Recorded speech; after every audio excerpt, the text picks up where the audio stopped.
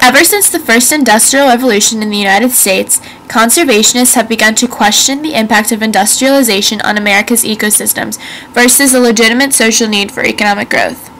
The rise in industrialization has led to heightened awareness about environmental damage and a concerted effort to preserve the nation's resources. Periods of reaction to environmental awareness developed in waves, beginning in 1900 with Theodore Roosevelt and John Muir's efforts to establish national parks. The discovery of urban smog in the 1940s resulted in the social backlash against air pollution. With the release of Rachel Carson's 1962 Silent Spring and the public scandals surrounding Love Canal and 3 Mile Island, concerned Americans began to pressure legislators to craft laws to combat the growing pollution of the U.S. industries. The devastating impact of growing industrialization catapulted environmental reform to a top priority as the center of contemporary issues.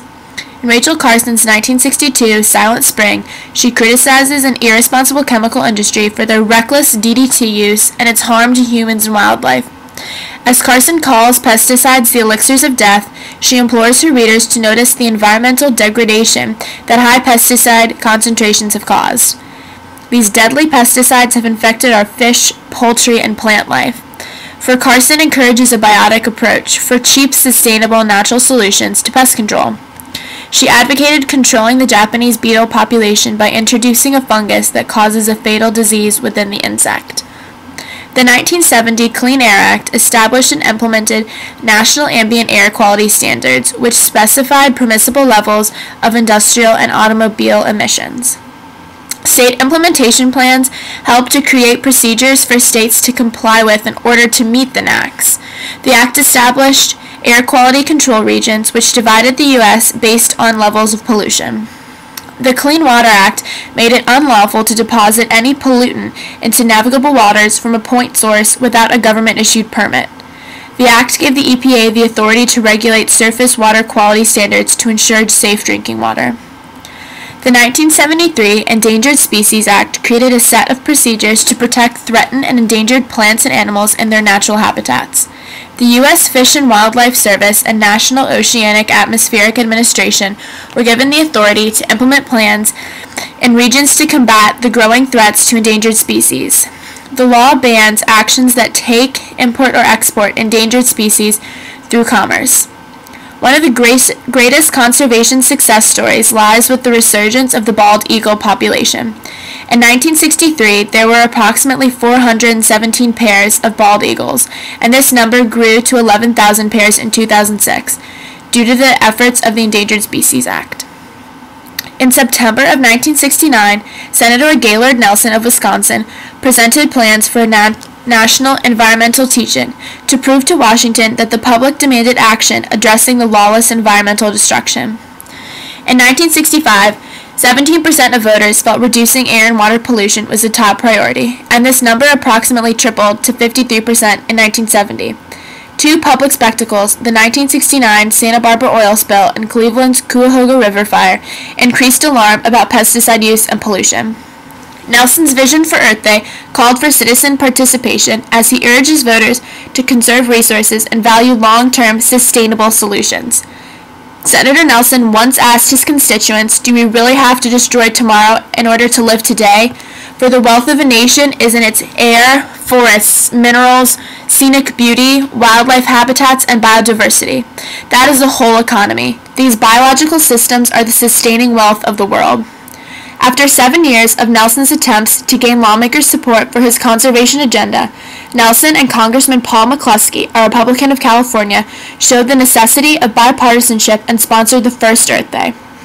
Although Dennis Hayes was recruited as the National Earth Day coordinator to organize 85 national events, 20 million Americans gathered to show appreciation for Mother Earth and peacefully demonstrate for further environmental regulation. Nelson's vision was a brilliant success, for citizen participation was high. This event's unexpected success aroused much public shock, galvanizing the media to take notice. Demonstrators placed oil-covered ducks on the steps of the Department of the Interior. In New York City, other college students dressed as the Grim Reaper visited the General Electric Company's stockholders' meeting as a satirical act of their careless environmental harm. Other demonstrators in New York City hauled a net of dead fish along Fifth Avenue, screaming to witnesses, "This could be you." while across the coast in Seattle, college students kicked and tipped over a car to symbolize rapid gasoline consumption and American wastefulness. Growing awareness of the detrimental effects of pollution led to the usage of powerful media to capture viewers' attention. One of the most memorable cases of this from the organization Keep America Beautiful is their use of the Native American as the protector of the land. Their 1971 ad campaign featured the crying Indian.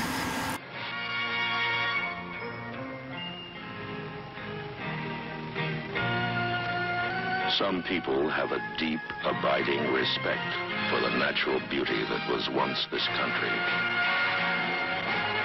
And some people don't.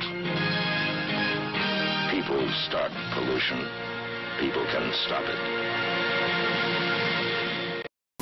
Anti-nuclear groups such as the Clamshell Alliance, trained in nonviolent civil disobedience, protested in 1977 against Seabrook Station nuclear power plant, spawning a broader environmental movement. Radical demonstrators chained themselves to the surrounding fences. 1,500 committed demonstrators camped out overnight only to be arrested and sent to the National Guard armories the next day. Although they failed to prevent the power plant's construction, they did preclude a second reactor from being built and increased anti-nuclear sentiment among the public. New Hampshire Governor Meldrum Thompson, a strong advocate of the Seabrook plant, was defeated by Hugh Gallant in 1978 due to widespread dissatisfaction about the government's handling of the Seabrook protests. In 1976, Love Canal, a neighborhood in Niagara Falls, New York, became known as the epitome of reckless and irresponsible toxic waste dumping. After depositing 21,000 tons of toxic materials in 1976 within Love Canal, Hooker Chemical sold the site to the Niagara Falls School Board for just $1, clearly stating the site's hazards. Construction projects and heavy rain caused the dangerous toxic waste to resurface, resulting in public outrage and scandal. The Niagara Falls Gazette investigated the dumping grounds in 1976 and called for its evacuation in 1978, declaring it unfit for habitation.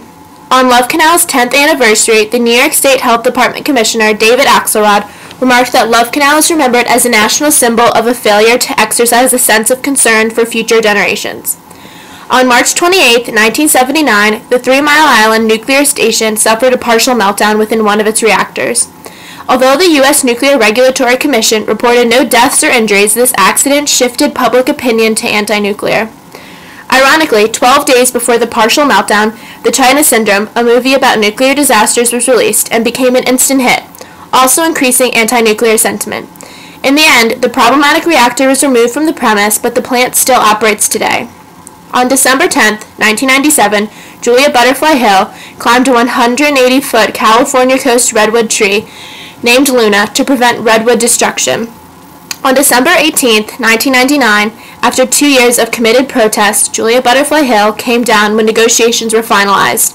A deal with the Pacific Lumber Maxim Corporation included sparing the tree and designating a 3-acre buffer zone. Executive Director of the Environmental Defense Fund, Fred Krupp, summarized the environmental movement in an article in the Wall Street Journal. He categorized environmentalism into 3 stages, the first phase being the conservation era launched by Theodore Roosevelt and Gifford Pinchot, the second phase being the explosion of pollution control laws that resulted from Silent Spring and Earth Day in the 60s and 70s, and the third and final phase being the green jobs and green energy initiatives of the new millennium. Krupp urged environmentalists to acknowledge the legitimate social needs behind pollution and pesticides to create long-term solutions, otherwise environmental problems would continue to resurface.